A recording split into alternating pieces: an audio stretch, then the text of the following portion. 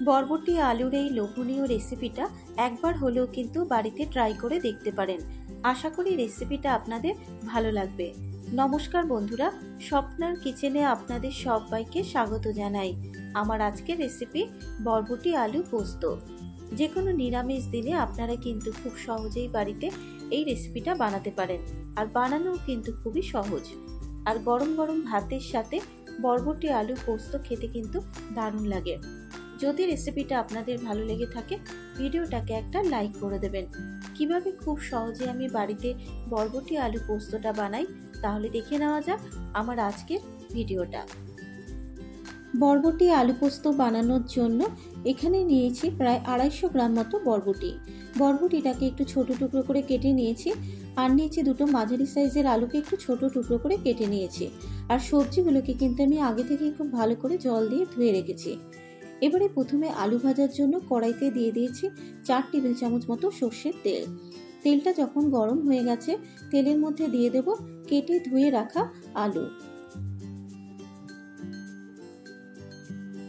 আলুর মধ্যে দেব হাফ চা চামচ হলুদ গুঁড়ো, আর দিয়ে দেবো স্বাদ মতো নুন। হলুদ গুঁড়ো আর নুনটা দেবার পর আলুর সাথে মিশিয়ে নিয়ে আলুটাকে কিন্তু একটু লাল করে ভেজে নেব। যেহেতু আলুটা সেদ্ধ হতে একটু সময় লাগে, তাই আলুটাকে কিন্তু খুব ভালো করে ভেজে নেব। আলুটা ভাজা হতে হতে এবারে মিক্সিং জারের মধ্যে দিয়ে দেব 3 টেবিল চামচ মতো পোস্ত। প্রথমে পোস্তটাকে শুকনো গুঁড়ো করে নেব। আর পোস্তটা যদি এভাবে প্রথমে শুকনো গুঁড়ো করে নেওয়া হয়, তাহলে কিন্তু পোস্ত বাটাটা খুবই ভালো হবে। পোস্তটা গুঁড়ো করে নেওয়া হয়ে গেলে এবার এর মধ্যে দেব 4 টেবিল চামচ মতো জল, দেব 3টে কাঁচা লঙ্কা, আর দেব 2টো শুকনো লঙ্কা। এবারে পোস্ত, কাঁচা লঙ্কা, শুকনো লঙ্কার একটা মিহি পেস্ট রেডি করে নেব। পোস্তটা বেটে নেওয়া হয়ে গেলে এবারে মিনিট 5 সময় ধরে আমি আলুটাকে কিন্তু একটু লাল করে ভেজে নিয়েছি। আর আলুটা কিন্তু ভাজাতেই খুব ভালো মতো সেদ্ধ হয়ে গেছে। আলুটা ভাজা হয়ে যাবার পর এবার আলুটাকে একটা পাত্রের মধ্যে তুলে নেব। আলু ভেজে তুলে নেবার পর ওই তেলেই রান্নাটাকে করব। তেলের মধ্যে দিয়ে দিলাম 2টো শুকনো লঙ্কা ফাটিয়ে, আর হাফ চা চামচ গোটা জিরে ফোড়ন দিয়ে দিলাম। এবারে 15 থেকে 20 সেকেন্ড মশলাটাকে ভেজে নেব। মশলাটা ভাজা হয়ে যাবার পর মশলাটা থেকে যখন সুন্দর একটা গন্ধ বেরোবে, এবার এর মধ্যে দিয়ে দেব কেটে ধুয়ে রাখা বরবটি।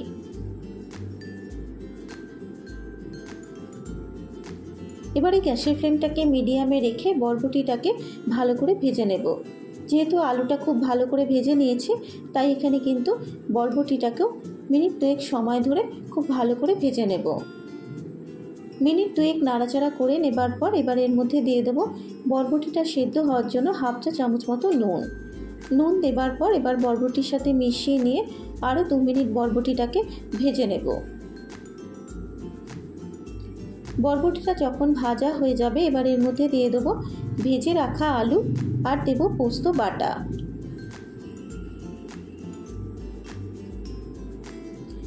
পোস্ত বাটাটা দেবার পর এবার আলু বরবটির সাথে মিশিয়ে নিয়ে আরও 2 মিনিট বরবটি আর আলুটা পোস্তর সাথে কষিয়ে নেব।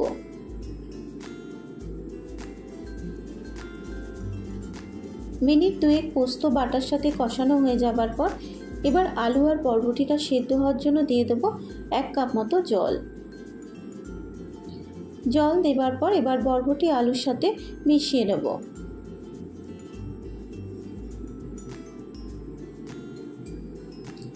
জলটা মেশানো হয়ে যাবার পর এবার গ্যাসের ফ্লেমটাকে মিডিয়ামে রেখে মিনিট 3-4 ঢাকা দিয়ে বরবটি আর আলুটাকে সেদ্ধ হতে দেব। 4 মিনিট পর এবার ঢাকনাটাকে খুলে বরবটি আর আলু পোস্তটাকে একবার একটু নাড়াচাড়া করে নেব। আর বরবটি আর আলু কিন্তু খুব ভালো মতো সেদ্ধ হয়ে গেছে।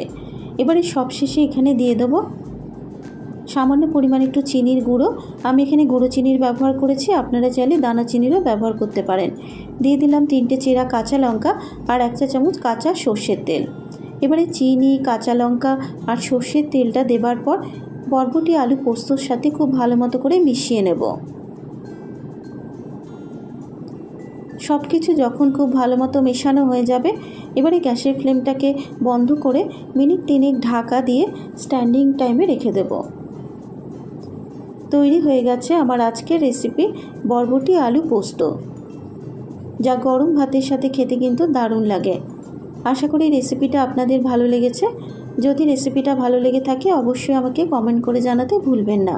আমার চ্যানেলে নতুন বন্ধু হলে চ্যানেলটাকে সাবস্ক্রাইব করার অনুরোধ রইল ও পাশে থাকা বেল আইকনটি প্রেস করে দেবেন। ফেসবুক থেকে দেখলে পেজটা ফলো করার অনুরোধ রইল। আজকের মতো এই পর্যন্ত। আবারও হাজির হয়ে যাব অন্য কোনো নতুন রেসিপি নিয়ে। সুস্থ থাকবেন, ভালো থাকবেন। ধন্যবাদ।